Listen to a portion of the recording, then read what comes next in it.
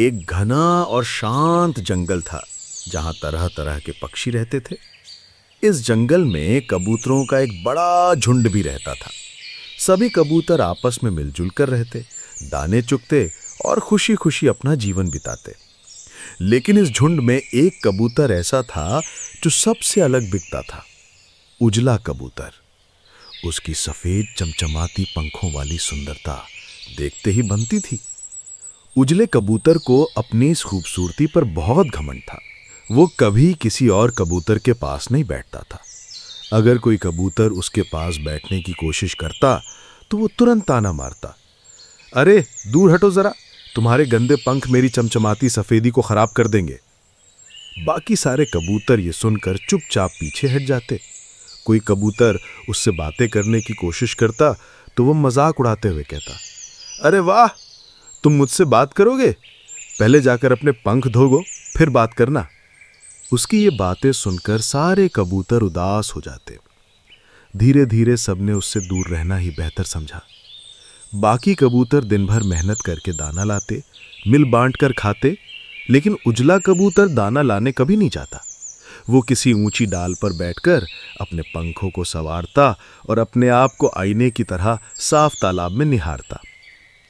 देखो मुझे, कितना सुंदर हूं मैं, ये सारे कबूतर तो मेरे सामने कुछ भी नहीं है, वो खुद से ही कहता। दिन ब दिन उसका घमंड बढ़ता गया। जंगल के दूसरे पक्षी भी उसे देखकर हैरान रहते कि इतना सुंदर कबूतर इतना स्वार्थी और अभिमानी कैसे हो सकता है। मगर उजले कबूतर को दूसरों की भावनाओं से कोई फर्क नहीं पड़ता था। उसे बस अपनी सुंदरता पर ही नाज था।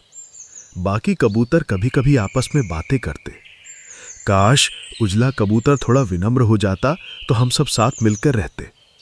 लेकिन उजला उनकी बातों को कभी नहीं सुनता था। वो सोचता, ये सब तो मेरी बराबरी के ही नहीं है। दिन बीतते गए। बाकी सारे कबूतर मेहनत करते और हर दिन दाना इकट्ठा करते, लेकिन उजला कबूतर बस अपनी सुंदरता में ही खोया रहता। कभी कभी जब सब कबूतर मिलकर दाना खाते तो वो उनके पास जाकर हंसते हुए कहता, अरे वाह, ये तो बड़े साधारण दाने हैं, मेरे जैसे खास कबूतर को तो खास खाना चाहिए। तुम लोग ये सब खाओ, मैं तो अपने जैसी सुंदर चीज ही खाऊंगा। बाकी कबूतर ये सुनकर चुप हो जाते और मन ही मन दुखी होते।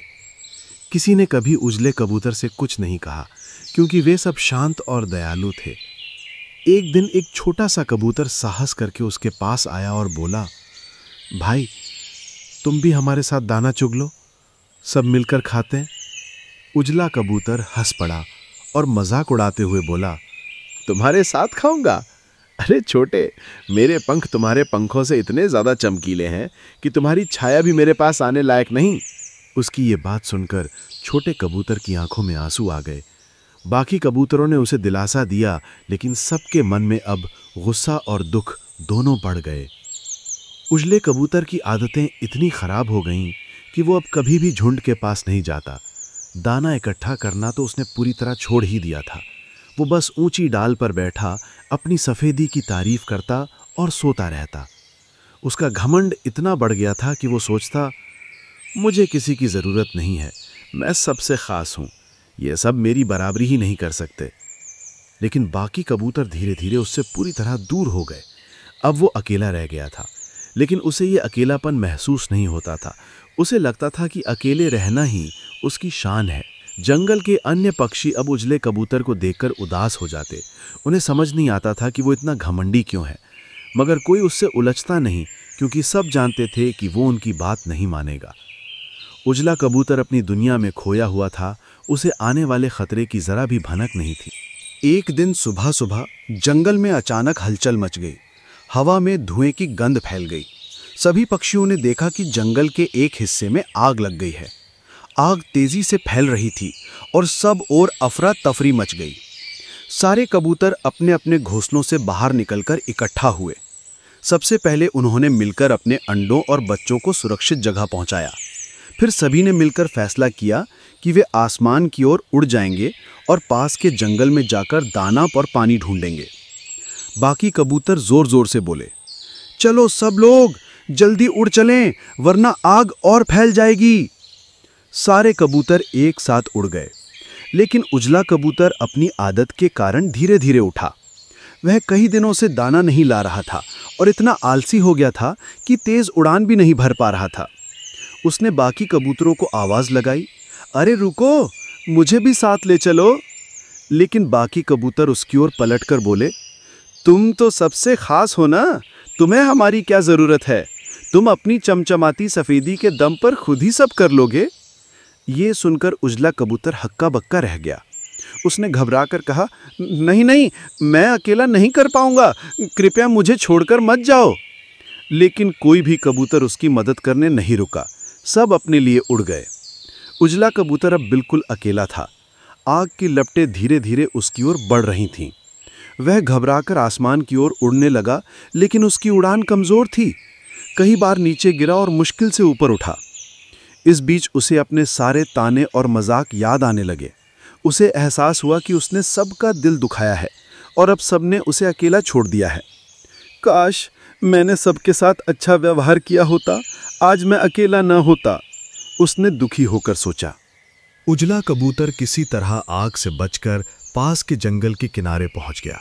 वो बहुत थक चुका था और भूखा भी था। उसके पास न तो दाना था न कोई साथी। उसने बाकी कबूतरों को खोजने की कोशिश की और जोर से आवाज लगाई, दोस्तों कृपया मेरी मदद करो, मैं भूखा हूं, प्यासा हूं। बाकी कबूतर थोड़ी दूरी पर बैठे थे। उन्होंने उसकी आवाज सुनी, लेकिन सबने मिलकर कहा, तुम तो सबसे सुंदर हो ना, तुम्हें हमारी मदद की क्या जरूरत, जाओ अपनी सुंदरता से ही खाना खोज लो। ये सुनकर उजला कबूतर की आंखों में आंसू भर आए। वो जमीन पर गिर पड़ा और फूट फूट कर रोने लगा। मैंने अपनी सुंदरता के घमंड में सबको नीचा दिखाया, सबका मजाक उड़ाया। आज मैं अकेला हूं, मुझे माफ कर दो कृपया। बाकी कबूतरों ने उसकी सच्ची पछतावा भरी बातें सुनी। उनमें से सबसे बुजुर्ग कबूतर आगे आया और बोला, हम तुम्हें माफ कर देंगे, लेकिन याद रखो, सुंदरता कभी स्थायी नहीं रहती। असली सुंदरता दिल में होती है। उजला कबूतर ने सिर झुका लिया और कहा, मैं वादा करता हूं कि अब कभी घमंड नहीं करूंगा और सबके साथ मिलकर रहूंगा। बाकी कबूतरों ने उसे गले लगा लिया। सबने मिलकर उसके लिए दाना लाया और उसे खिलाया। उस दिन के बाद उजला कबूतर सबसे पहले दाना इकट्ठा करने जाता और सबसे आखिरी में खाता। वो अब सबके साथ बैठता, बातें करता और किसी का मजाक नहीं उड़ाता। उसे ये समझ आ गया था कि खूबसूरती सिर्फ बाहर की नहीं, बल्कि दिल की भी होनी चाहिए। जंगल में फिर से खुशियां लौट आईं और सभी कबूतर मिलकर खुशी खुशी रहने लगे।